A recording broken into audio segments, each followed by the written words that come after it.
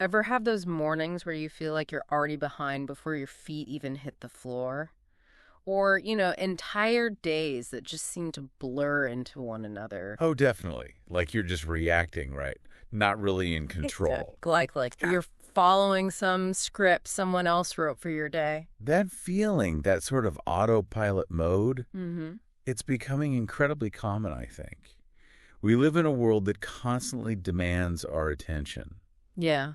And it often leaves us feeling more reactive than, well, proactive. Well, that's the perfect jumping off point for today's deep dive. One of you shared a really fascinating resource with us. Oh. It's a story actually from an English language learning platform, and it follows this character named Jake, focusing on his journey of understanding and ultimately reshaping his daily routines. Ah, interesting. So it's not just like a minute-by-minute account of what Jake does. We're looking for something deeper here. Precisely. That's our mission today, to really dig into Jake's experiences. We want to pull out those universal truths about how we structure our time. And that vital skill of adapting when life, throws us a curveball. Which it always does. Always. And also, the surprising way our routines can actually fuel personal growth.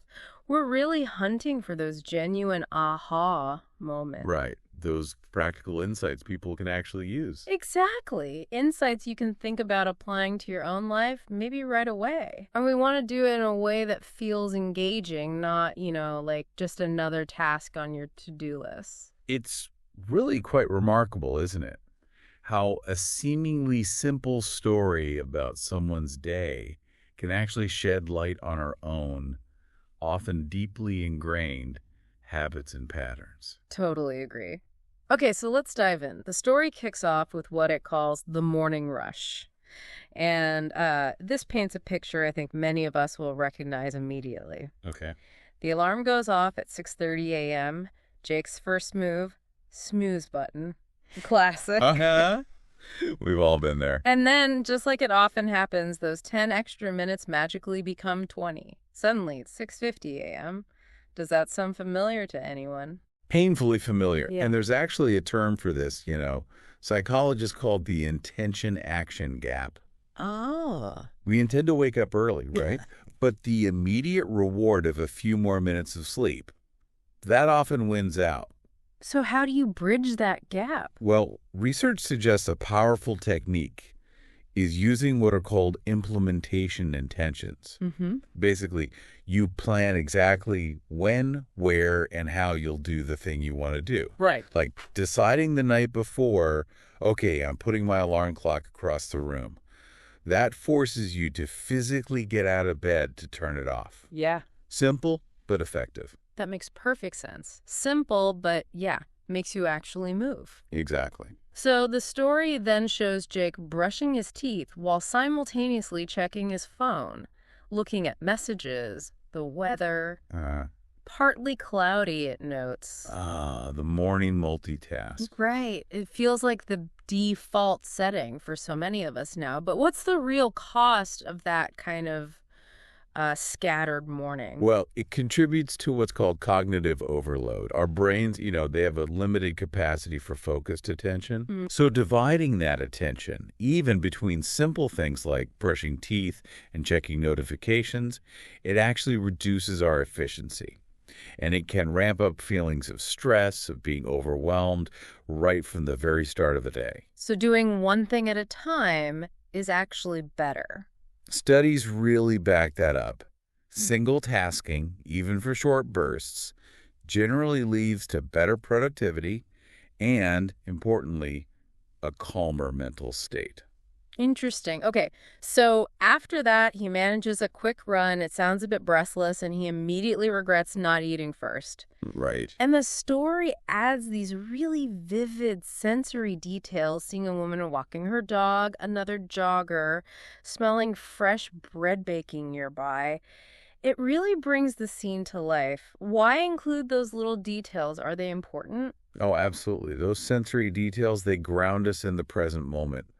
They also show how our personal routines intersect with the bigger world around us. Okay. And Jake's hunger, his regret about skipping breakfast, that really underscores the importance of being intentional about meeting our basic needs. Because if you ignore them, Exactly. When we're rushing, not paying attention to cues like hunger, we're much more likely to make, let's say, less than ideal choices later on. It can mess with our energy, derail the whole routine. It makes you wonder, how often do we just push past what our body is telling us for the sake of efficiency? yeah, good question. And what are the long-term effects of that? Exactly. Which kind of leads us nicely to what the story calls his real morning routine. This is after the run. Making and eating oatmeal with peanut butter, banana, and cinnamon. Sounds pretty good. He even jokes, breakfast of champions. It's presented as this simple, comforting ritual after the earlier chaos. What does that contrast tell us? Well, that contrast between the rushed, maybe slightly forced run and the deliberate act of making and enjoying breakfast, it highlights that not all parts of a routine are equal. How so? Some are aspirational, right? Things we want to do, like the early run. Others are more like deeply ingrained habits that give us comfort or stability. The real routine is often the one fulfilling a basic need or providing that emotional comfort. So the oatmeal is the anchor. Kind of. It suggests that when we're building routines that actually work, it helps to identify and prioritize those core activities, the ones that genuinely nourish us, physically and mentally. Absolutely. Makes sense. But then, almost before he's done with the oatmeal, the workday starts knocking. We get a quick peek at his to-do list. Meetings, emails, an 11 a.m. video call, a deadline by 3 p.m. It's a snapshot of a very typical modern workday, right? Very typical. How do those external pressures shape our personal routines? Well, they often dictate the whole structure of the day, don't they? They carve out these specific time slots, create that sense of urgency, Yeah. and that can lead to our personal routines getting fragmented, squeezed out. Activities that are actually important for our well-being just get pushed aside. So it's a constant juggling act. It really underscores that challenge of integrating personal needs with professional demands Yeah. and the importance of consciously making time for things that aren't directly work-related, but, contribute to our overall effectiveness and even just satisfaction. Right.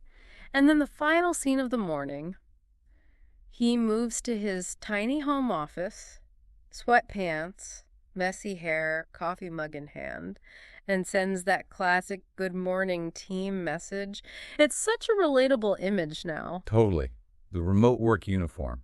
What are some of the maybe psychological impacts of this blurring, this merging of personal and professional spaces? That blending of home and work, it can definitely make it harder to set clear boundaries. For sure. The informal close versus the professional greeting really highlights that tension, doesn't it?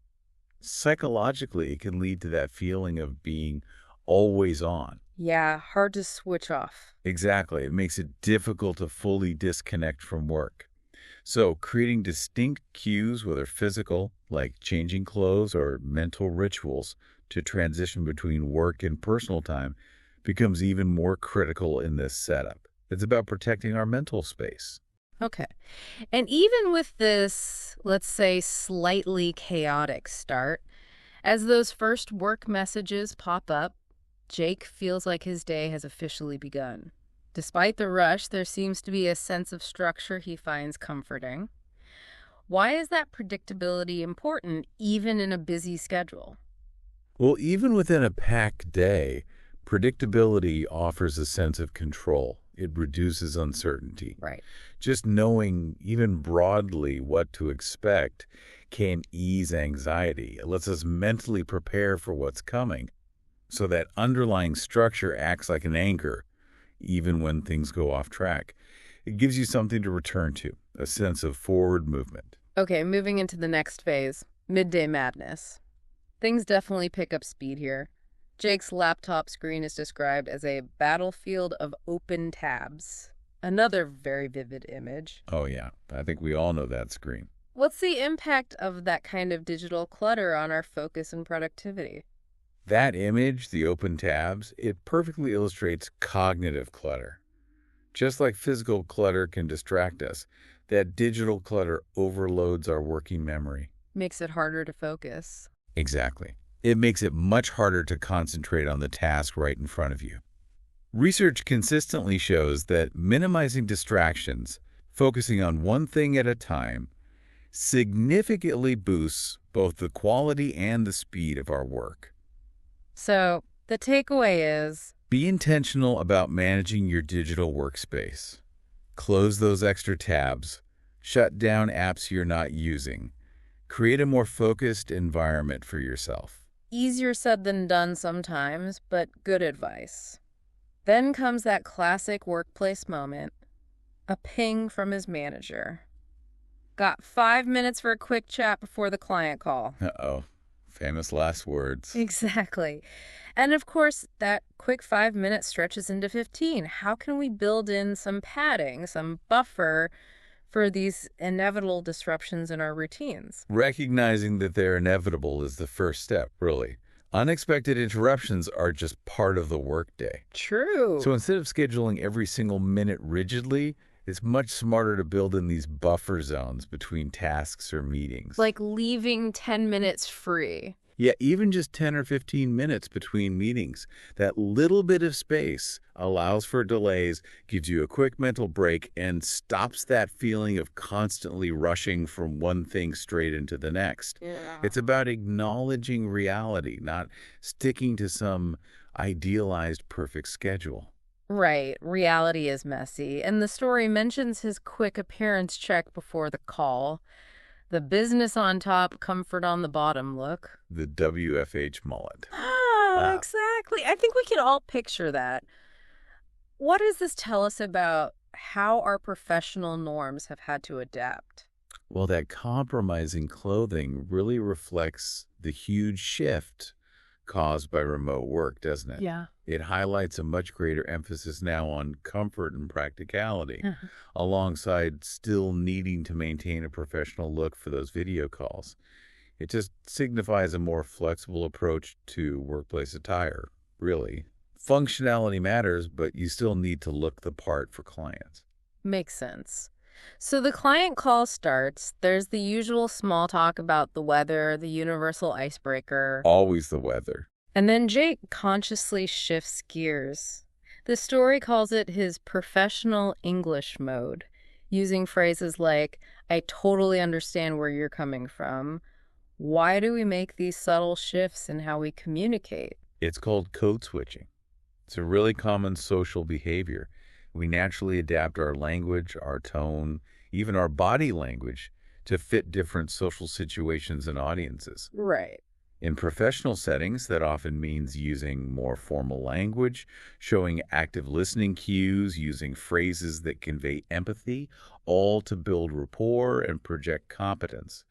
It's a conscious effort, really, to navigate those social dynamics effectively. Okay. The call wraps up in just under an hour. And Jake's thought, one down, two more to go, really captures that segmented feeling of many workdays, just blocks of meetings and calls. How can we keep our focus and energy up when the day is broken up like that? When your day feels fragmented like that, it's crucial to have strategies for refocusing quickly after each block. So, Short breaks between calls can be really beneficial. Even just a few minutes, stand up, stretch, maybe take a few deep breaths. It helps reset your mental state. okay. And also, having a really clear objective for each work block helps you stay focused during that specific time instead of letting your mind wander off to the next thing on the list. Got it. Focus on the immediate task. So after the call, hunger strikes. We get a glimpse into his fridge, half a pizza, some salad stuff, yogurt, eggs. The usual suspects. The contents of many fridges, I suspect. He goes for an omelet and has that very relatable thought, I really need to start meal prepping. What's the link between our food choices and our daily routines? Oh, it's huge. Our food choices massively impact our energy levels, our mood, our overall well-being. And all of that directly affects our ability to stick to routines consistently. Right. That thought about meal prepping, it highlights the desire for easier, healthier options when you're busy. Planning meals ahead can really cut down on decision fatigue during the day. Yeah, figuring out lunch is sometimes the hardest part of the day. Exactly. Meal prep ensures you're fueling yourself properly to support your routines and keep your energy steady. And then comes what he calls his favorite part of the day. Not necessarily the omelet itself, but the pause during lunch. Scrolling social media, just a brief moment to breathe before diving back in. Mm. What's the actual value of these short, maybe seemingly passive breaks? Those short breaks are crucial moments of mental rest. Even things that seem passive, like scrolling social media, can offer a temporary escape from focused work. They let our minds wander and recharge a bit. So it's not always wasted time. Not necessarily. Research suggests these periods of diffuse thinking can actually help with creativity and problem solving later on. The key, though, is making sure these breaks don't stretch out and derail the rest of your afternoon. Maybe set a timer. That can help. Good tip. There's also this really nice little moment where he just looks out the window, sees a peaceful scene across the street, kids on bikes, a cat napping, someone watering plants, a brief escape before the next work block. Why is it important to connect with our surroundings, even in small ways, during the workday? Connecting with our physical environment, even just glancing out the window, can provide a really valuable sense of perspective. It helps reduce feelings of isolation, especially if you're working remotely. Just observing the normal rhythms of life outside can be grounding. It reminds you there's a world beyond your immediate tasks and deadlines. These small moments of connection really contribute to a greater sense of well-being, a more balanced view.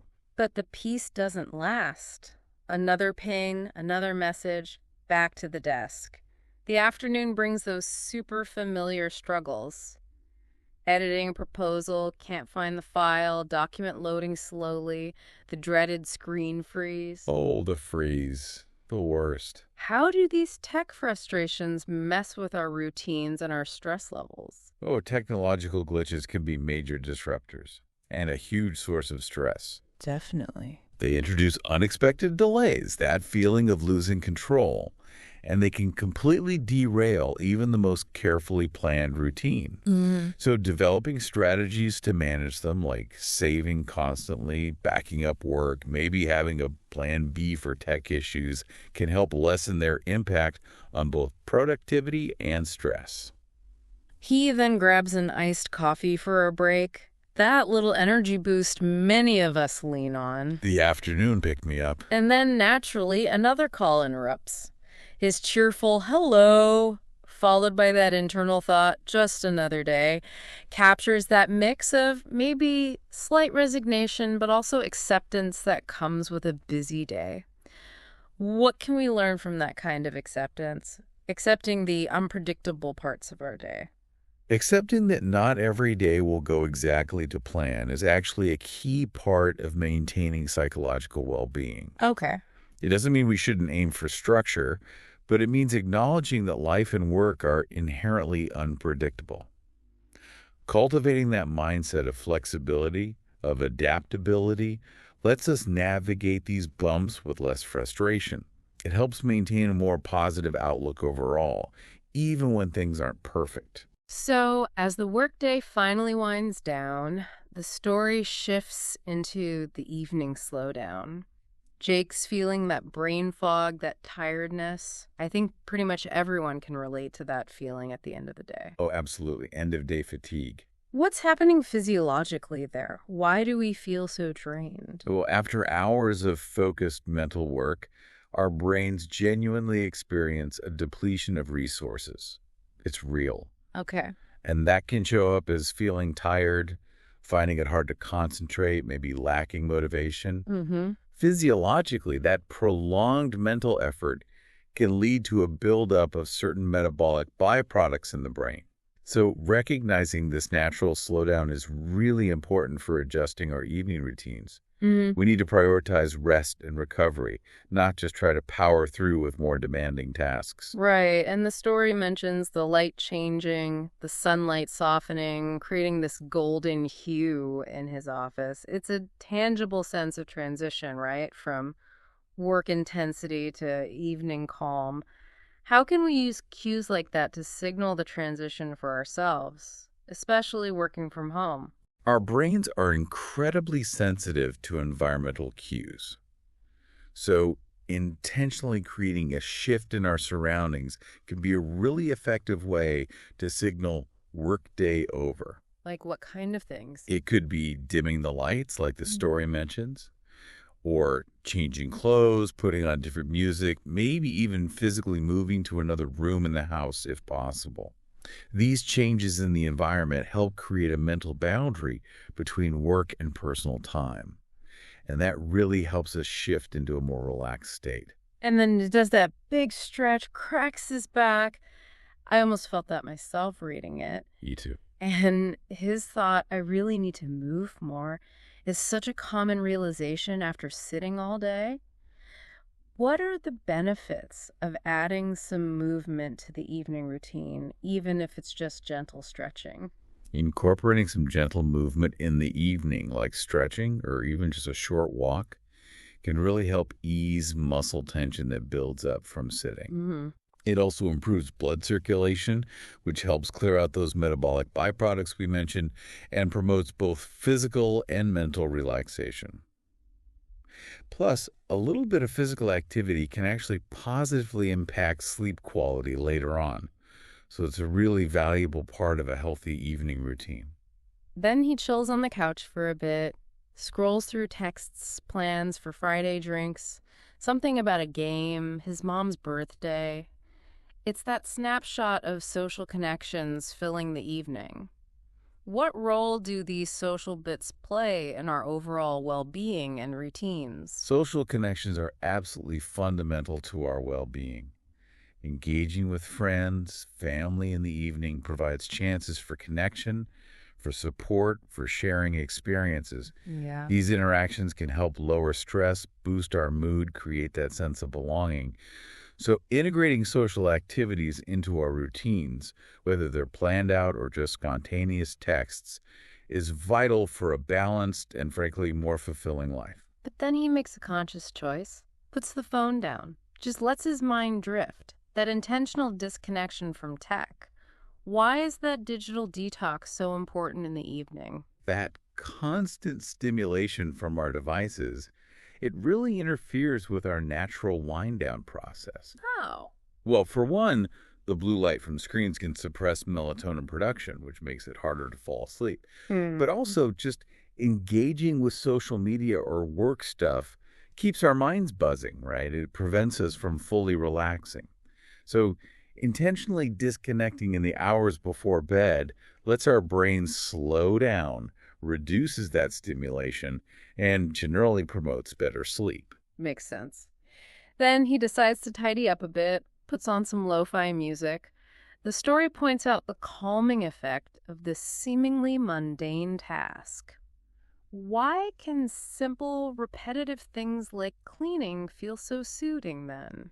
Engaging in simple repetitive tasks like cleaning can almost be a form of active meditation. Interesting. These activities don't require a lot of complex thought, Mm. so it allows our minds to quiet down, release some of that mental clutter from the day.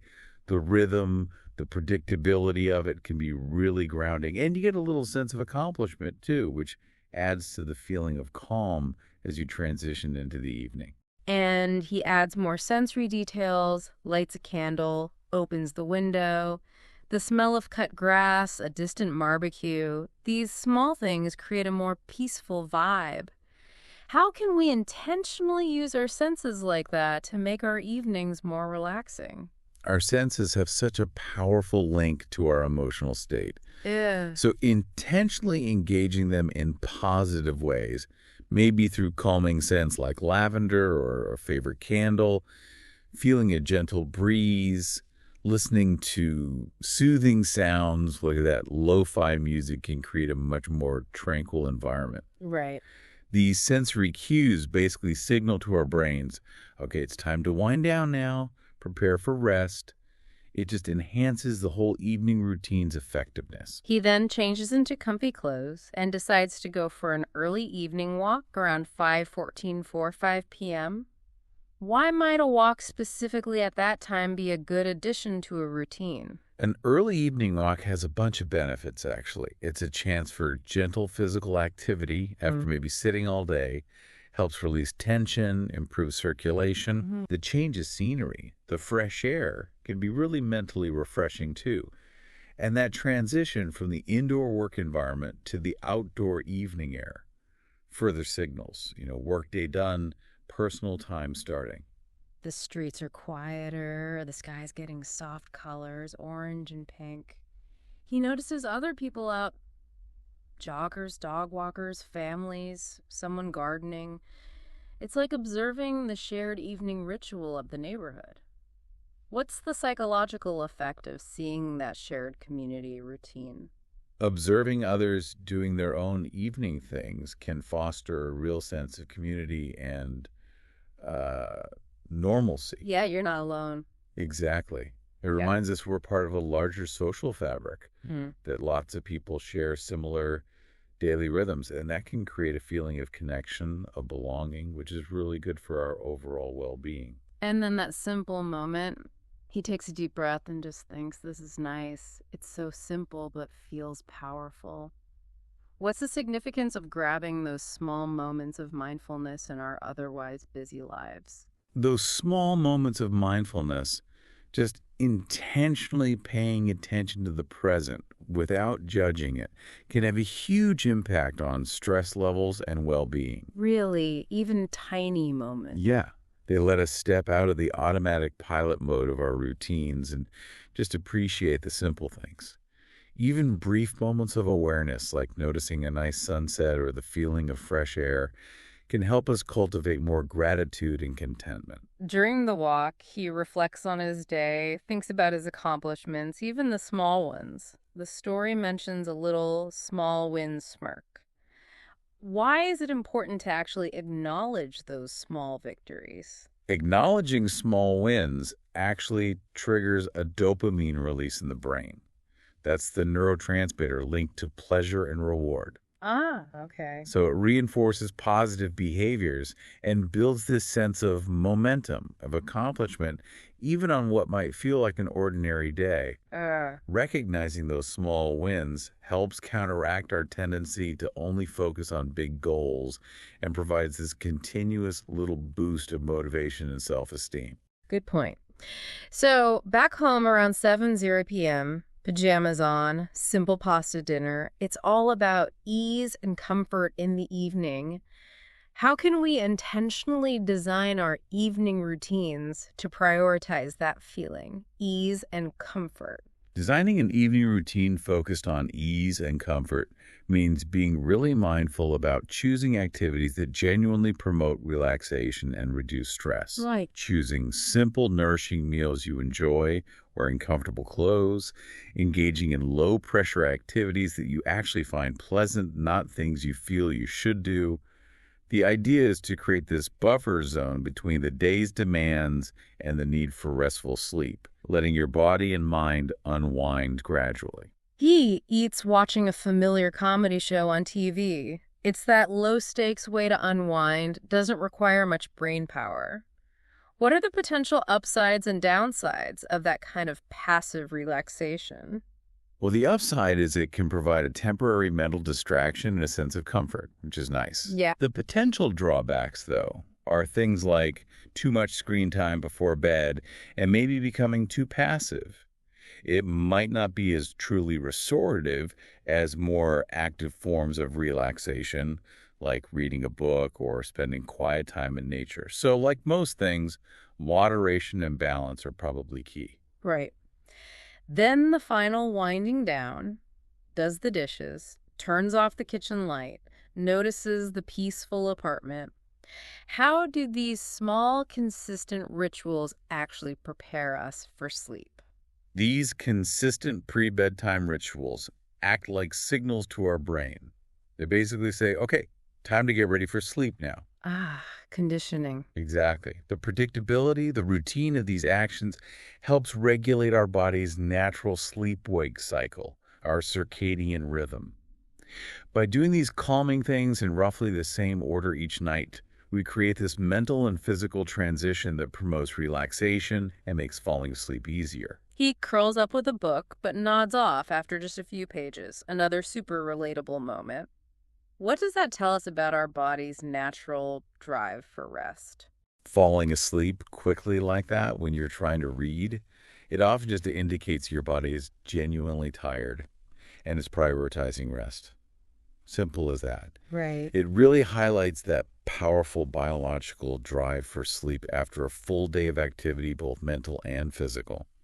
We might have grand plans for our evening, but sometimes our body's needs just take over, and it's important to listen to those signals. And the very last act, setting the alarm for 6:30 a.m. again with that little hopeful thought, maybe tomorrow I won't hit snooze. Then lights out. The day's over. What's the significance of that cycle? Setting the alarm day after day. Setting the alarm signifies the continuation of the daily cycle, right? It's the anticipation of a new day beginning. Yeah. And that hopeful thought about the snooze button. It reflects that ongoing desire we often have for improvement, that conscious awareness of habits we might want to tweak.